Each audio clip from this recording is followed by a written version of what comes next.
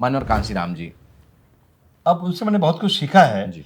इतना जानते हैं कि अगर मानवर कांशीराम जी ना होते तो R.K. चौधरी राजनीति में ना होते। बाबा साहब भीमराव अम्बेडकर जी। बाबा साहब अम्बेडकर के बारे में इतना कहूँगा कि अगर धरती में कोई भगवान होता होगा तो बाबा साहब किसी भगवान से कम नहीं है। मुलायम सिंह यादव जी। जिसने कभी न झुकना सीखा उसका नाम मुलायम है। जिसने कभी न झुकना सीखा उसका नाम मुलायम है। कल्याण सिंह जी। कल्याण सिंह नेता बढ़िया थे, गलत पार्टी में चले गए। गलत पार्टी में चले गए। मायावती जी। मायावती जी जब तक कांताराम जी सक्रिय थे उनका प्रभाव पड़ता था तब तक ठीक थी। जब से मानवर कांताराम जी बीमार होने लगे धीरे धीरे बिगड़ती गई। जब वो खत्म हो गए तो छत छाया कांताराम का खत्म हो गया। अब वो भाषा बोलते हैं दूसरी पार्टी का। अखिलेश यादव। अखिलेश यादव इस देश के नवयुवक हैं, बढ़ते हुए नेता हैं और हमें लगता है कि भारत के कोने कोने में जो नेता इसमें आगे बढ़ रहे हैं उसमें से अखिलेश यादव ज़्यादा सफल होते हुए दिखाई पड़ रहे हैं। PDA। जब से PDA बना दिया उन्होंने, मैंने आपसे पहले बता दिया जी। कि तब से बड़ा असर पड़ा है, क्योंकि मानवर कांताराम जी ने बनाया था बहुजन समाज। जी। वही बहुजन समाज आज PDA है।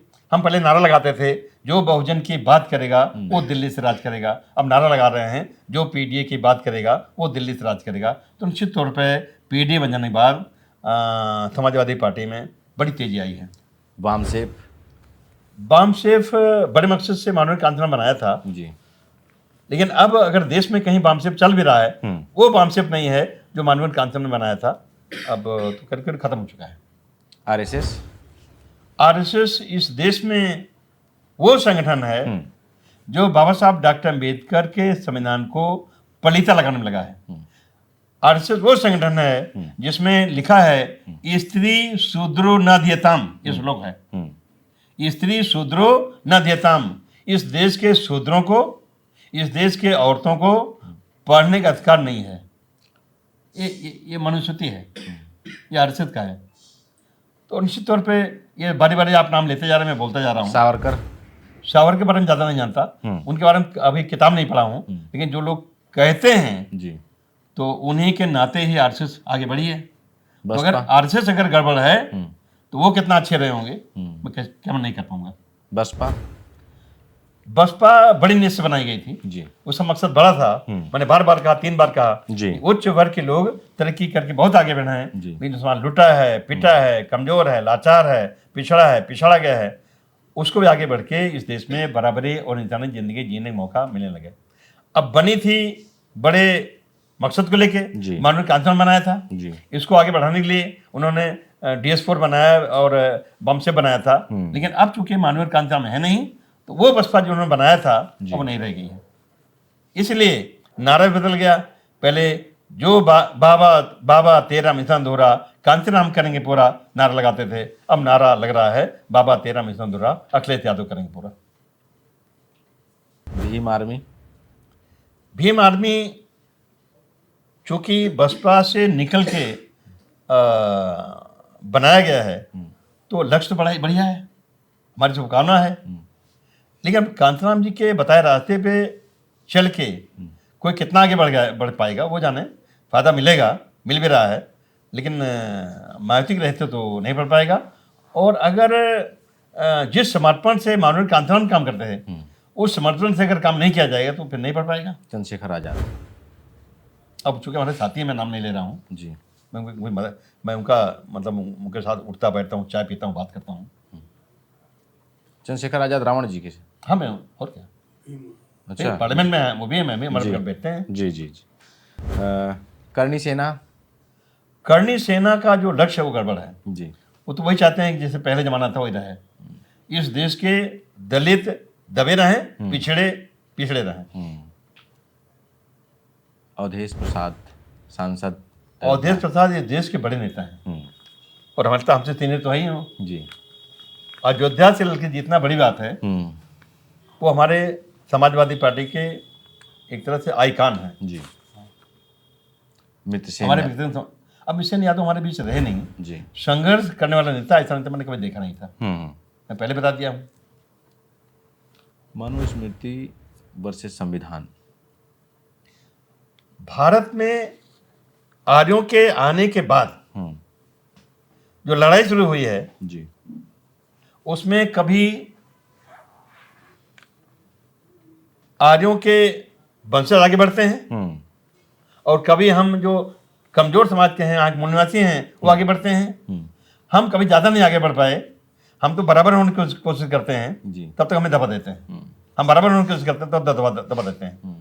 तो ये विचारधारा की लड़ाई है। हम्म।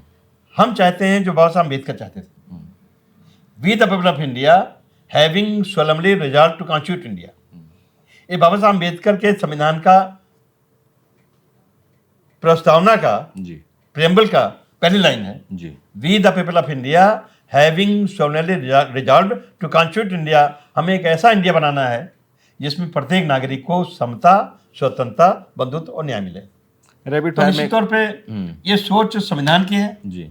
लेकिन जो आरएसएस के लोग हैं इनकी सोच तो इसकी उल्टी है ना। हम्म। वो चाहते नहीं 4 वर्ण बने रहे, हम्म। और 4 वर्ण में जो वर्ण नंबर 4 है वो इस देश में बेगारी करे, बेरोजगार रहे, दबा रहे, हमारी मदद करे, मदद नहीं बल्कि हमारा गुलाम बना रहे। जी। तो ये अलग अलग सोच है। इसमें एक आखिरी रैपिड फायर में बात करें, लालू प्रसाद यादव क्या सोचते हैं उनके बारे में? अब उन्होंने बड़ा संघर्ष किया है, जी। मतलब पूर्वांचल में जिस तरह से और खासतौर बिहार में जो संघर्ष किया उन्होंने, ईंट जवाब पत्थर से दिया है हम्म। और अपनी बात को उन्होंने खुल के रखा है हम्म। और किसी कौम को कुछ कहा नहीं, हम्म। मतलब हर वर्ग साथ लेके चलते थे।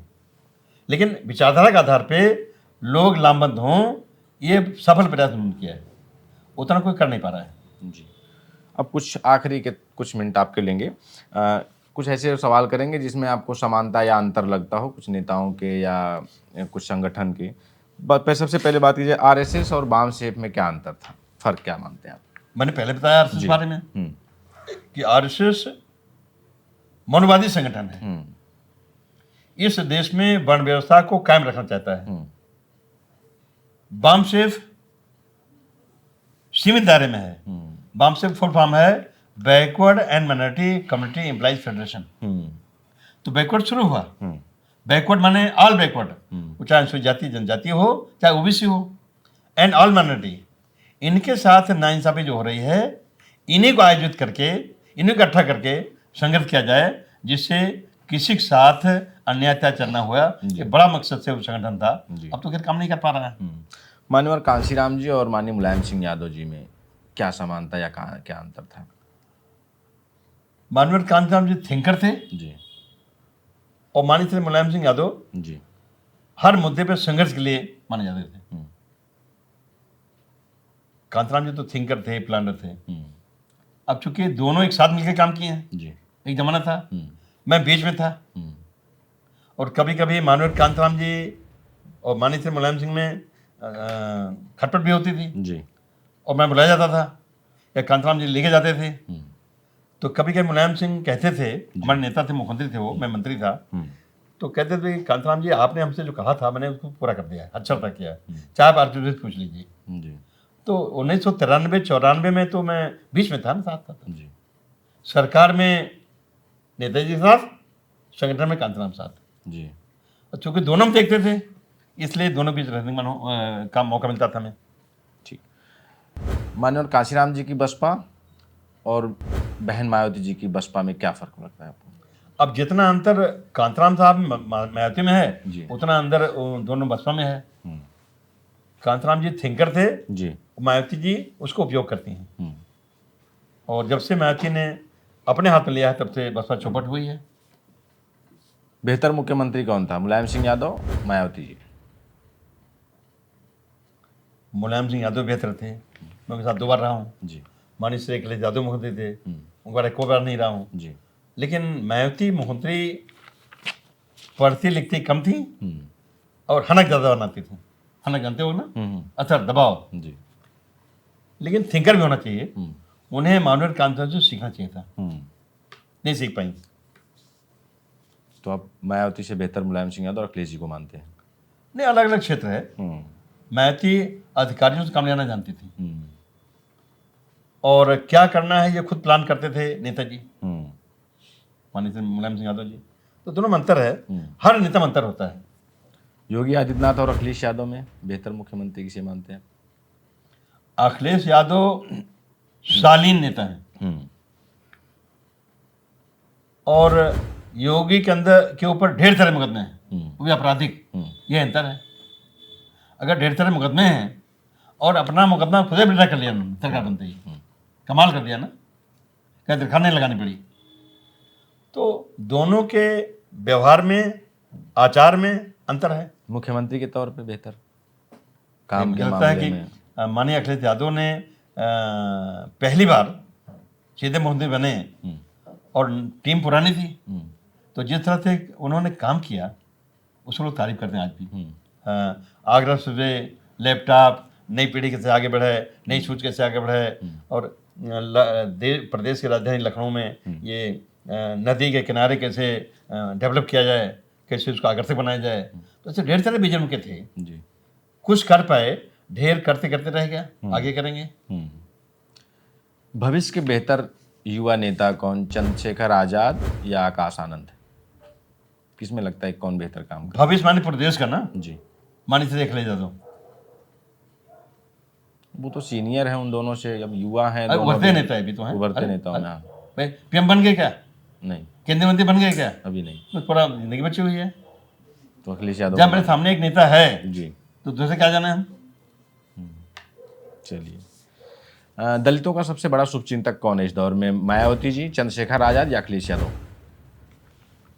मतलब माननीय से अखिलेश यादव पहले जब मुख्यमंत्री थे जी, तो उस समय भी ना भी सोचा हो, लेकिन इस समय पूरे पीडीए का, पूरे बहुजन समाज का, उस दलित मेजर पार्ट है, अगर नेतृत्व करने की क्षमता है जी। या साथ सबको साथ लेकिन क्षमता है, माननीय अखिलेश यादव में। माननीय अखिलेश यादव।